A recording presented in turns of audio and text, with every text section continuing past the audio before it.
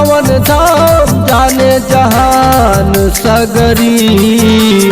मैया के पवन धाम जाने जहान सगरी। गंगा किनारे बाटे विंध्याचल नगरी। गंगा किनारे बाटे विंध्याचल नगरी। मैया के पवन धाम जाने जहान सगरी। मैया के पवन धाम जाने जहान सगरी। गंगा किनारे बाटे विंध्याचल नगरी। गंगा किनारे बाटे विंध्याचल नगरी।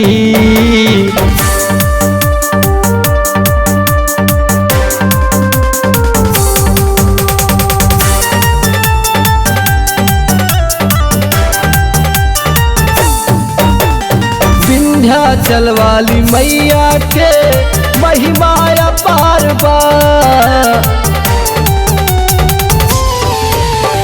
विंध्याचल वाली मैया के महिमा अपार बा।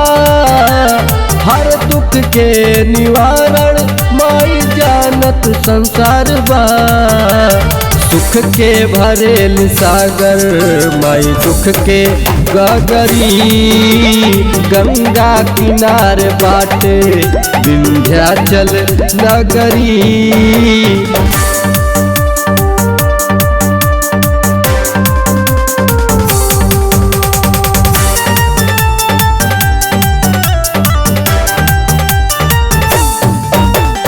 अष्टभुजा माई के रूपवा हजार बा।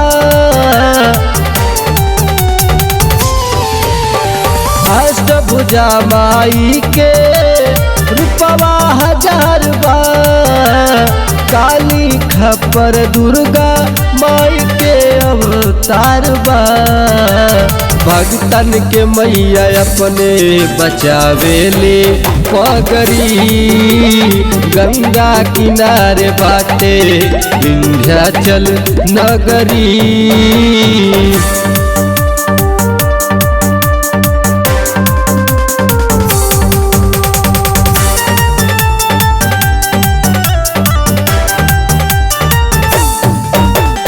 जग कल्याणी पाप नाशनी माई हमार बानी हो। जग कल्याणी पाप नाशनी माई हमार बानी हो। दुखवा कबहू पास न आई इनके शरण जराही हो। अनुपम करे बखान गीतिया गाए तो हरी। गंगा किनारे बाटे विंध्याचल नगरी।